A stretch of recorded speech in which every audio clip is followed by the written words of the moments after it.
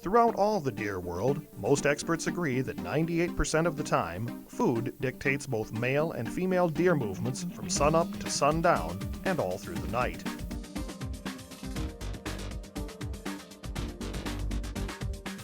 But it's the 2% that most concerns hunters. Some experts think bucks no longer eat and are constantly on the prowl for does, fighting to breed. It's a debated topic that leads us to believe food trumps love.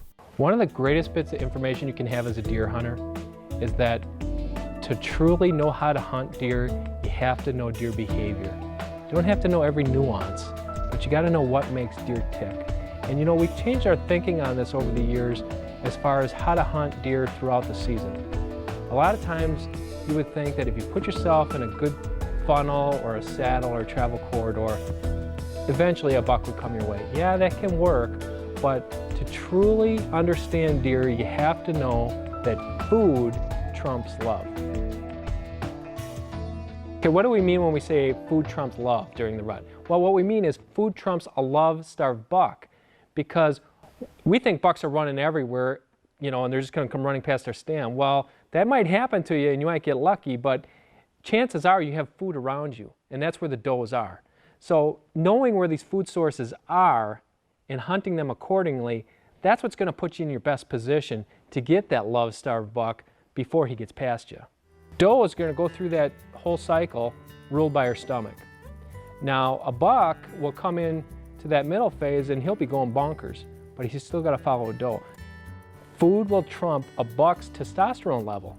A buck, his testosterone level rises throughout the rut, and he's not the same animal anymore. But you know what? A doe is always the same animal. So a buck's going to be chasing a doe. The doe is always ruled by her stomach. She's always going to where the food is. That's crucial to know when you're hunting deer throughout the season. Now we break this down throughout the 3 phases of the rut. We call them the seeking phase, the chasing phase, and the breeding phase. So how can you use this as a hunter? Well, let's start with the seeking phase. During the seeking phase, where's a buck going to be? A buck's going to be going from doe group to doe group to doe group. He's going to be looking for that first estrus doe. Where are the does going to be? The does are going to be at where the food is. Is it going to be acorns? Is it going to be a food plot? Is it going to be a crop field? Wherever the preferred food source is, that's where the does are going to be, and eventually a buck's going to come by.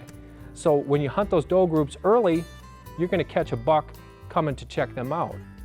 What about the chasing phase? Well, yeah, this is a dream part of the rut. And this is what you see in everybody else's videos, TV shows.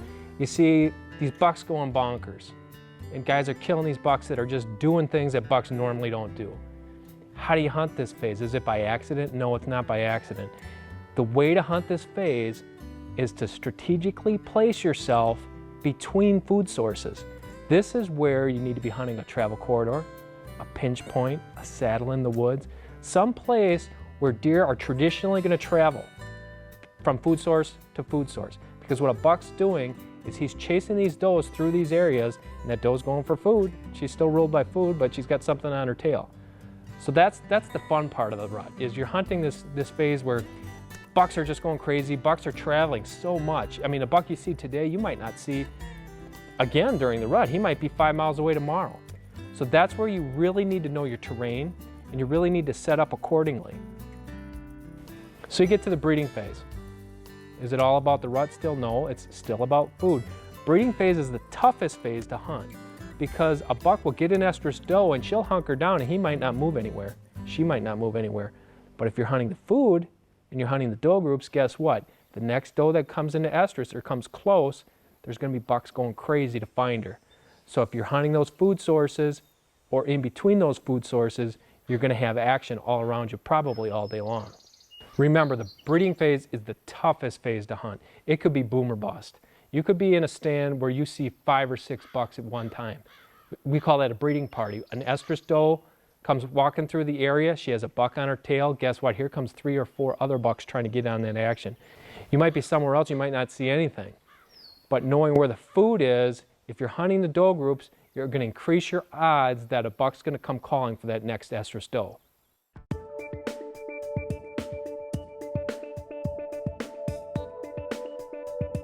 Talking about love versus food in the context of the rut, I'm not sure one is necessarily more important than the other. Rather, one is going to be more primary. Basically, food is going to be more primary because that's what the does are going to be keyed on. And if you're looking at the bucks, the love-starved bucks, where the girls are, at some point that's where the boys will be too.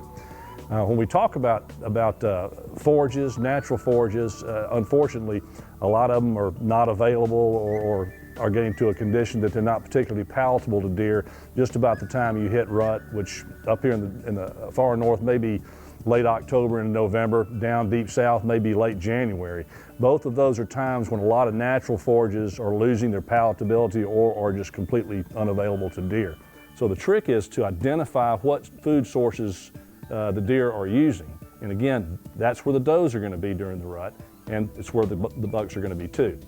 Now when you're talking about the quality of forages during a particular time of the year, or really in general, you have to understand that deer have a very unique digestive system. It's a small ruminant system. They're only able to digest forages that are not very stemmy. They're concentrate select feeders. Basically means that they use a wide variety of different food sources, but they pick little individual pieces off of it, the most tender parts, leaves, shoots, buds, that kind of thing. A lot of that's going to be exhausted or is going to be too stemmy during the rut. A great way to improve that situation is through the use of food plots. And again, food plots, when we talk about that, we're not really talking about feeding deer. What we're talking about is supplementing what they have naturally available, improving the quality of what they have. Now, during the rut, we usually talk about the quality of forages from a nutritional standpoint, but since we're talking about the rut, let's look at the attraction side of it. Just for an example, there are some annuals out there that can be used in a targeted way during the fall and winter to give you very prolific growth and to have a good, very attractive food source to deer at specific times during the fall and winter. Some are very rapidly growing. They'll produce a lot of sugar right away for deer in the fall to get them coming into the plot. Others will not get really to their sweetest point until after the first hard frosts. There's an enzyme in the plants that converts starches to sugars. And during the fall and the winter, remember, deer are really concentrating on carbohydrates. The spring and summer, protein's a big player. It's also a big player in the fall and winter, but you need to understand that deer are really looking for carbs primarily in the fall and winter. These annual food plots can be a great way to get does to concentrate in a specific area, attract them to that area, and during the rut, that's where the bucks are going to be too.